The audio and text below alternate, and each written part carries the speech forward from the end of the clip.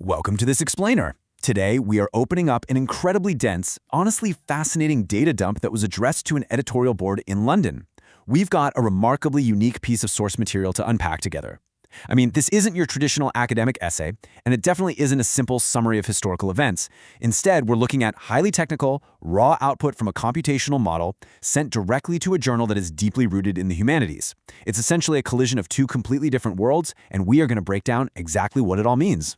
So let's jump right into this singular, very cryptic cover letter addressed to the editorial board of historical materialism.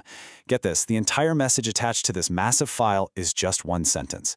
Here is the fully synchronized, modernized version of your academic package. There's just such a raw confidence in that statement, right? It's brief, it's highly specific, and it totally frames the massive wall of data attached to it as a finalized, upgraded tool meant for serious academic deployment. But you really have to ask yourself, what exactly makes an academic package modernized in this kind of context? Well, we are going to act as forensic data detectives today to figure out exactly what kind of advanced analytical machine is hiding behind that single sentence. Because when you strip away that super simple cover letter, what actually remains is an immense text file. It's a repetitive, looping sequence of calculations that honestly looks way more like the brain of an artificial intelligence than a traditional submission to a historical journal. Let's start picking apart this machinery. Part 1. Decoding the algorithms inside the data dump. To figure out this architecture, we have to zoom way into the micro. Inside the attached text file, we are seeing hundreds of lines of code running these really repetitive calculations on 9 specific data science variables. Now, it's not exactly like beach reading, but it is absolutely crucial. Every single row in this document is calculating decimal values for these exact 9 metrics, just over and over again. To figure out what this machine is doing, we first need to understand what it's actually measuring. So let's decode the most prominent ones. Let me play translator for a second.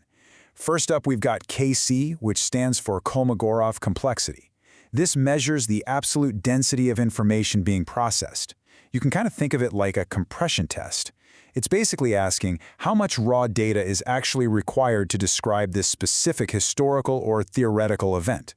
It's a brilliant way for a machine to strip away all the fluff and just weigh the pure, absolute substance of a subject. Next, we have the Hurst exponent. This is a classic algorithm used for checking the long-term memory of a massive data series. Now, this is incredibly common in the finance world, but applying it to a humanities journal package, that is fascinating. It basically suggests the model is hunting for long-lasting repeating trends or cycles over time, measuring whether historical patterns have a sort of memory that influences the future. Moving on, Wasser refers to Wasserstand distances. This is how data scientists measure the exact gap between different distributions of probability. Imagine you have 2 piles of dirt, and you need to move one to look exactly like the other. Well, the Wasserstand distance calculates the absolute minimum cost or effort to do that. And this brilliantly illustrates how the algorithm compares 2 entirely different sets of academic or historical data to see exactly how much they diverge from one another. Finally, there's Mahal, short for Mahalanobis distance, which is just an incredible tool for detecting multivariate anomalies. It doesn't just look for isolated data points that are out of bounds. It actually looks at how multiple variables interact with each other to spot outliers that might otherwise go completely unnoticed. It's basically an algorithm designed to find the hidden anomalies in a massive ocean of information. Part 2. Spotting the data patterns. Variable interactions. Okay, so knowing the variables is one thing, but watching them interact in the raw data tells the real story. In one of the earliest iterations, the Kn and Kc coefficients are almost perfectly balanced, right near 0.26. At the very beginning of the dataset, the machine is treating Kolmogorov complexity and the Kn variable with almost equal importance. It's casting a really wide balanced net. The Hurst exponent is also playing a major role early on at 0.174, but as the machine processes more iterations, this balance just doesn't last. If we skip ahead to a later step, we see how this builds and things completely shift. The Kun variable starts taking up a massive piece of the pie, while variables like A or wavelet drop completely out of the equation. By this specific calculation, the model has aggressively shifted its priorities. The Kun variable surges up to 0.357, and Mahalanobis distance shoots up to 0.266 to start hunting for outliers. The machine is actively learning, adjusting, and completely changing the lens through which it views the data. In fact, across all the data we comb through, the CAN coefficient frequently carries the heaviest weight, peaking at an incredible high of 0.406 in one specific run. Just to put that into perspective for a second, in a system balancing 9 distinct mathematical formulas, for a single variable to demand over 40% of the algorithmic weight, that means the model considers whatever CAN represents to be the absolute most critical driver of its entire academic analysis. On the flip side, some variables like spectral, AE, and graph repeatedly drop to absolute zero.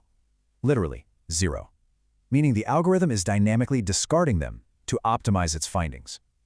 It's not that these formulas are broken, it's that the machine, in real time, determines that for certain datasets, analyzing the spectral density or the graph structures yields nothing of value, so it just ruthlessly mutes them to zero to focus all of its computational power elsewhere. And this really brilliantly illustrates the iterative process of the machine, calculating the variables, dynamically discarding the mathematical noise, and heavily weighting the critical metrics to find that perfect balance. This is the ultimate hallmark of an advanced adaptive system. It isn't just applying some static, stubborn framework to its research. It constantly breathes, shifts, zeroes out what doesn't work, and doubles down on the exact metrics that provide the clearest analytical picture. Part 3. The Modernized Historical Lens. History via Math. All right, so why does any of this matter? Which brings us back to the ultimate purpose of this investigation, what this academic data is actually meant for.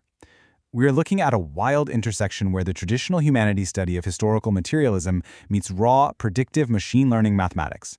The editorial board of historical materialism typically deals with dialectics and qualitative historical research, but this package proposes a modernization, a completely new way to filter complex societal theories through the cold, precise mechanics of algorithms like Kolmogorov complexity and Wasserstein distances. By watching how the package actively tunes these coefficients, violently pushing variables like wavelet and Mahal from absolute zero to massive weights, we are seeing a highly adaptable, impartial, analytical machine at work. It offers a way to view historical materialism not just through debate and human interpretation, but through volatile, dynamic mathematical proofs. It suggests a very near future where historical trends aren't just debated, they are calculated, weighed, and rigorously modeled for anomalies. And that brings us right back to that original cover letter. This extensive repetitive data dump is the literal proof of that fully synchronized status. It's a highly evolved mathematical model ready to be deployed by the journal.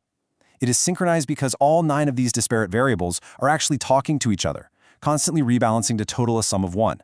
The sender isn't just offering a fun new idea, they are handing over the keys to a completed, finely tuned analytical engine. So I want to leave you with one final, provocative thought. What exactly happens to the future of academic research when we apply these advanced algorithmic calculations to the humanities? If we really start quantifying historical materialism using anomaly detection and complexity algorithms, what new truths are we going to uncover? And, maybe more importantly, what human elements might just get zeroed out in the process? It's a massive shift in how we understand our past and theorize our future.